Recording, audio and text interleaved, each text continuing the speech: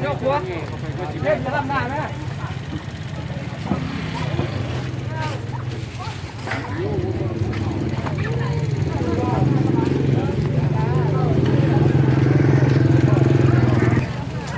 ไอ้สามสิบไปแล้วมัน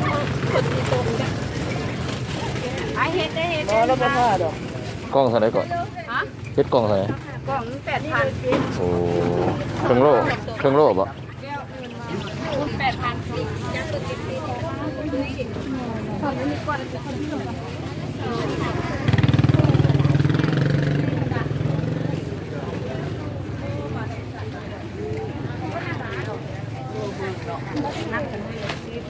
คือแบบ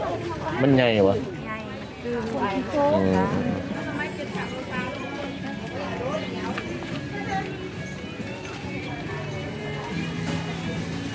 รู้เท่าไรนอนเนี่ย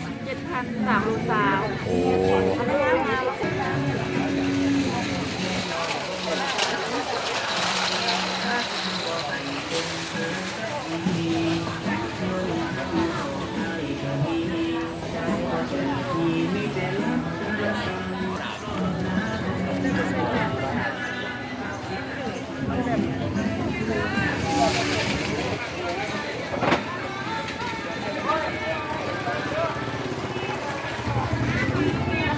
ผู้บ่าวนะผู้บ่าวนะหักกันนะที่พูดกันนะครับ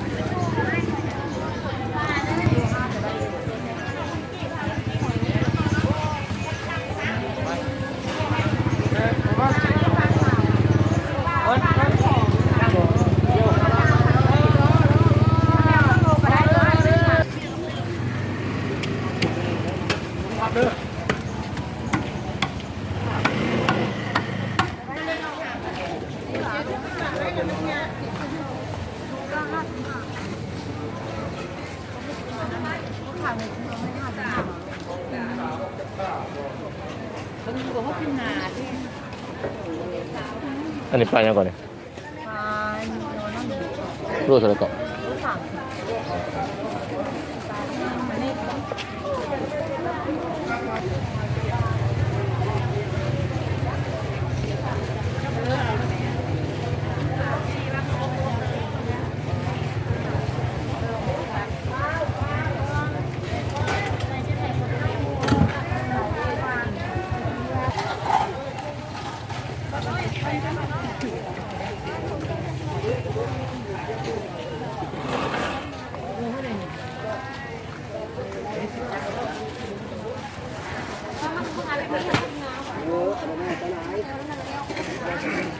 นี่ก็มันทางนี้ก่อนครับ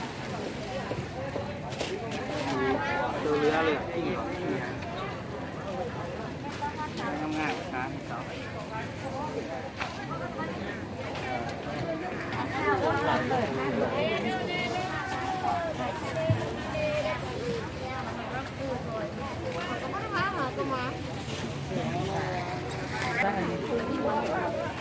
2 โลบ่2 โลไม่ใหญ่เลยอยู่ห้องอยู่มื้อนี้แหละเอามาเลย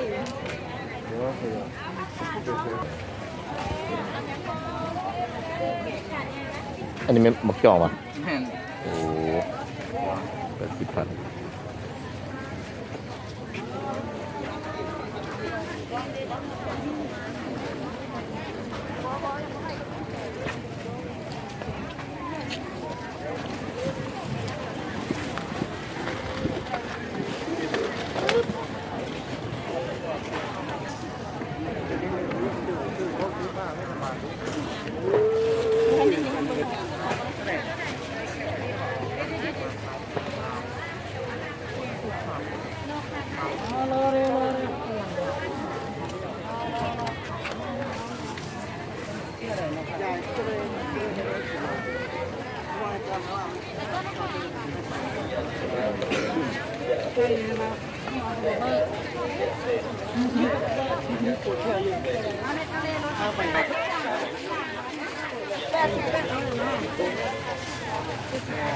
ให้โลที่3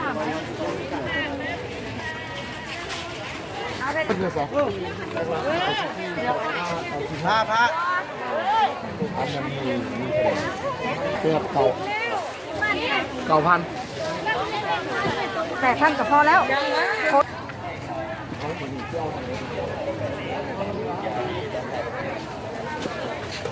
พี่น้องเด้อพี่น้องเด้อประกอบเด้อประกอบเด้อ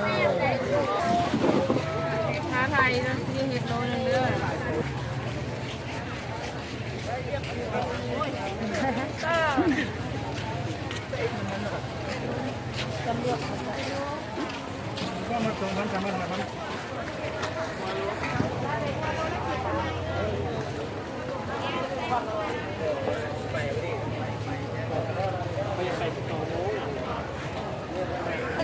พุ่งมันเท่าไหร่ก็